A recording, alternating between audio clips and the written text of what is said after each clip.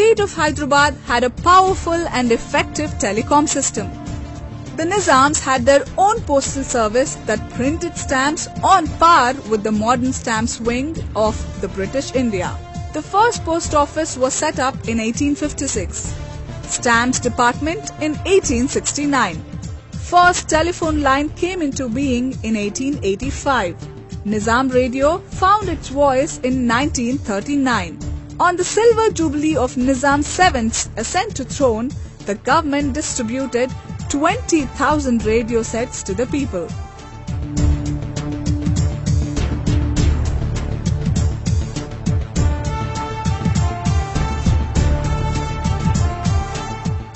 Even in the field of education, Hyderabad had a unique place. Salarjung promoted state-sponsored education. Nizam took it to a higher level. He had not just set up educational institutions here, but also made handsome donations to Aligarh Muslim University and Shantiniketan. By 1872, Hyderabad had 16 government-run schools. They taught Telugu, Urdu, Persian, English, Arabic and Marathi languages. Darul Uloom Oriental School College, 1854. Hyderabad Civil Engineering College, 1869. Chadarghat High School, 1876. Chadarghat First Grade College, 1881. Alia Bada English School, 1879. Law School, 1899. Hyderabad Public School, 1913. Nizam College, 1886.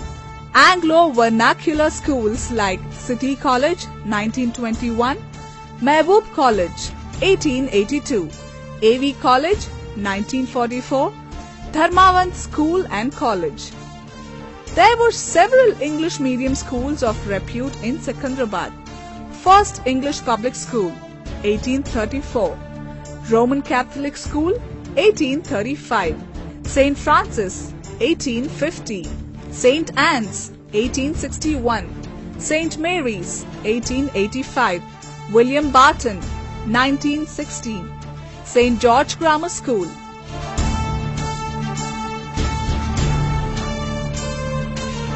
Hyderabad was famed for its women's education. It was known as the city with most educated women. Pilgrami Girls' School, 1878. Nampalli Girls' School, 1890. Stanley Girls' School, 1895. Mehboobia Girls' School and College, 1907. Non-Parda Methodist High School. 3 girls' middle schools. Janana School for Girls.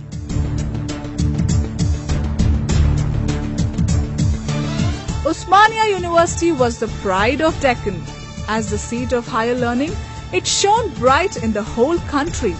It was the first university to teach in local language.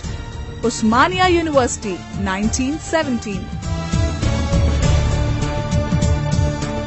In addition, Adi Hindu leader and Hyderabad's own Ambedkar Bhagyareddy Verma had run over 30 schools for Dalits. The government in 1897 launched the scholarship scheme for the students intending to study in England. Sarojini Naidu, the Nightingale of India, studied in London thanks to Nizam's munificence.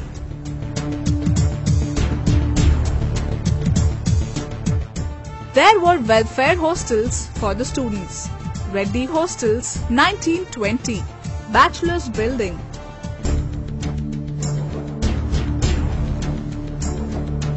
City was known for its progressive women. It was the venue for cultural and intellectual endeavours. To Nilofer, the youngest daughter-in-law of the Nizam, goes the credit of setting up Hyderabad Women and Children Welfare Society. Andhra Yuvati Mandali, 1935, Lady Hyderabad Club. Hyderabad had a robust medical and health system that helped its people weather pestilences like plague and cholera.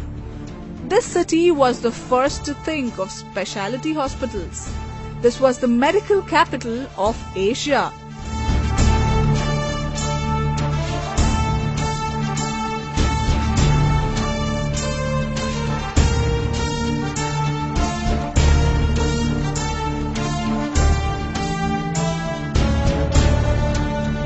Darul Shifa 1581, Hakim Nizamuddin Clinic 1630, Hyderabad Medical School 1846, Edward Memorial Hospital, currently known to be Gandhi Hospital 1851, Afzalganj Hospital 1866, Jajki Khana 1889, Usmania General Hospital 1925, Usmania Medical College 1926, Victoria Janana and Children's Hospital, Residence Maternity Hospital, 2 TB hospitals, Quarantine Hospital, Nilofer Hospital 1953, Erragadda Mental Health Hospital 1897, Chest Hospital, ENT Hospital, scores of Ayurveda and Unani hospitals. It was in Hyderabad that Ronald Ross made his path-breaking researches in malaria. He is also the first one to get a Nobel in Asia. Fardoomji, who worked in Residence Hospital, is the first woman anesthetist. Hyderabad had no dearth of libraries and reading rooms. Mudigonda Shankaracharya Granthalayam 1872, Asafia Library 1890, Gunavardhak Library 1895, Bollaram Reading Room 1896, Bala Saraswati Library 1895, Usmania Library, Sri Krishna Devarayandra Bhasha Nilayam 1901. The government not just allocated funds for the libraries but also recorded the new arrivals into the library.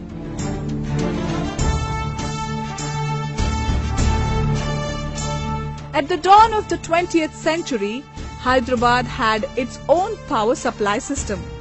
Hyderabad was home to the first ever electricity board in South India.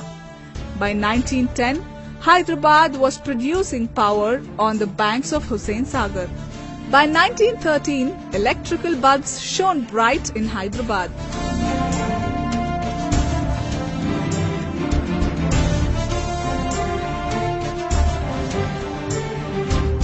By 1930, it was the best electrified city in the country.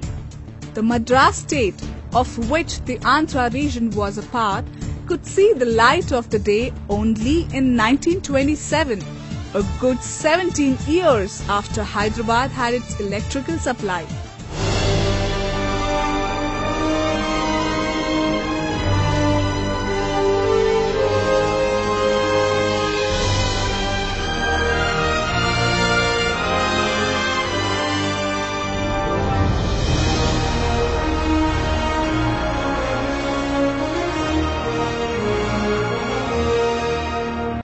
The city of Hyderabad was known for its legal services.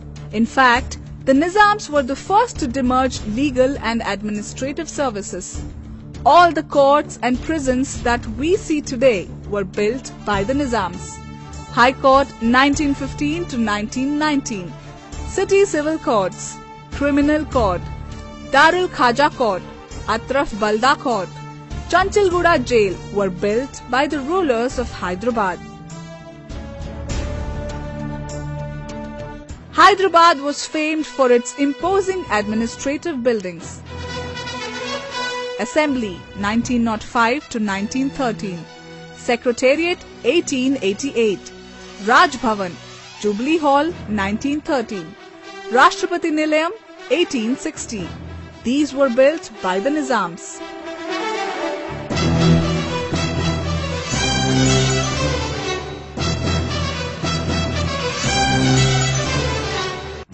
Famed markets and mandis like Miralam Mandi 1806, Mozunjahi Market 1935, Monda Market, Lad Bazar, Sultan Bazar, Regimental Bazar, General Bazar,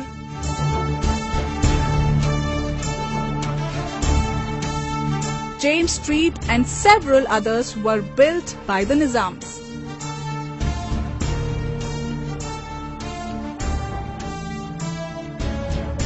It was a city of gardens, public gardens, Fateh Maidan, Gymkhana Grounds, Parade Grounds, Purana Pool Bridge, Muslim Jung Bridge, Jambagh, Kishanbagh, Phoolbagh, Bashirbagh and a host of other gardens and orchards were built by the sweat and blood of Telanganaites.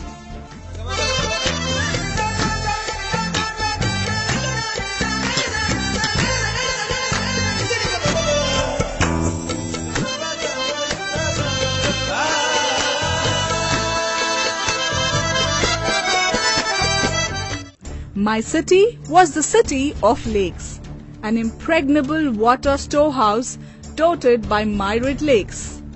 The heart-shaped Hussain Sagar, which is in the heart of the city, was a freshwater lake. Mir Alam Tank was built with the technical expertise of the French engineers.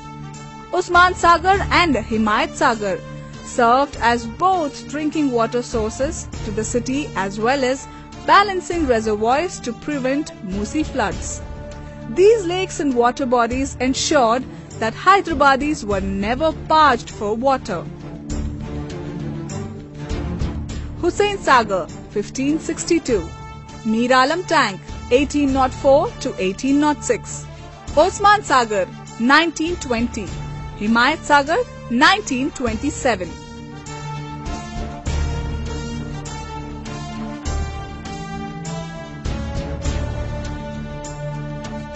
Hyderabad had its own currency.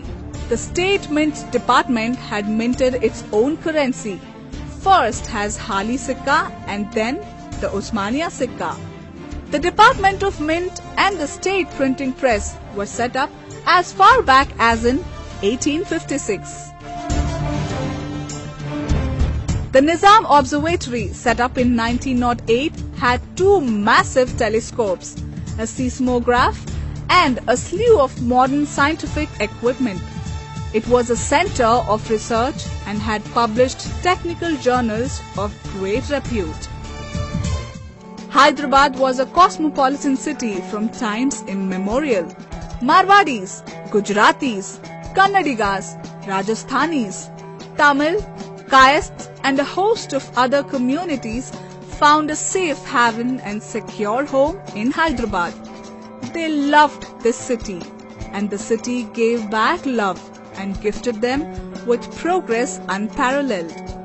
Persians, Afghans, Siddhis, Europeans, Pathans and Rohillas from far-off lands migrated to Hyderabad and became fully integrated with everything Hyderabadi. Hyderabad thus is a confluence of cultures from far and wide. This is a city of imposing and eye-arresting monuments known for cool and cozy comfort. They were as aesthetic as they were exquisite. They made this a truly monumental city. Hyderabad was a city of monuments. Falaknuma, Chowmahalla, King Kothi Palace, Bashirbagh Palace and Paiga Palace. Bhagyanagar wore these architectural jewels like a blushing bride.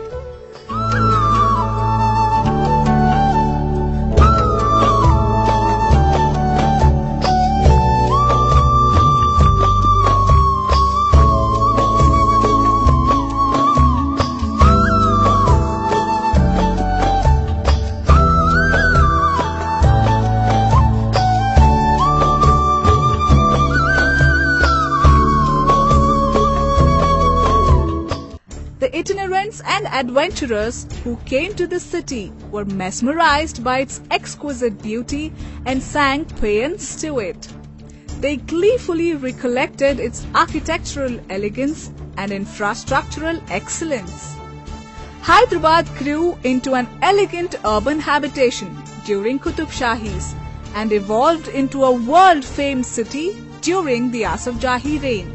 The world looked at in wonder and awe. With its amenities and beauties, with its salubrious atmosphere and modern facilities, and its rulers who were the richest and most famous, Hyderabad state was among the best in the world. It made international news every day. When the Nawabs of Hyderabad had gone to London, the camera flashed lights vied with one another to record their visits for posterity. The city and its royalty were page 3 stuff for the whole world, much before the idea of page 3 evolved. That is Hyderabad for you. For Hyderabad, November 1st, 1956 was the darkest day.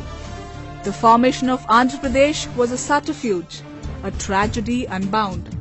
The city saw nothing but systematic destruction and systematic neglect during the 5.5-decade Andhra rule.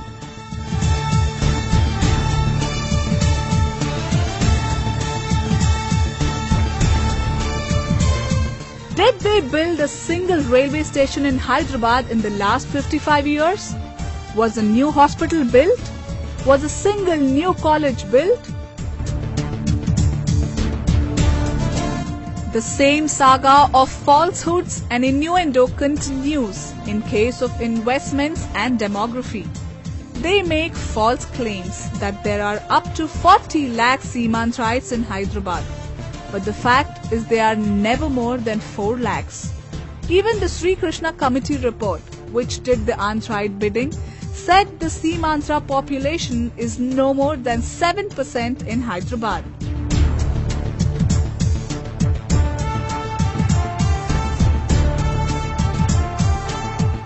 The Anthrite cacophony was blaring ad nauseum that half the investments in Hyderabad are theirs. The truth? Not is 1% of investments are theirs. The numbers speak for themselves. Most of their assets are illegal, and it is to protect them that they are blabbering on and on. It is this urge to grab every resource in Hyderabad that is making them to come up with wild and outrageous demands like UT status and common capital. This is nothing but a sadistic yearning propelled by desire to deny to us what they cannot lay their hands on.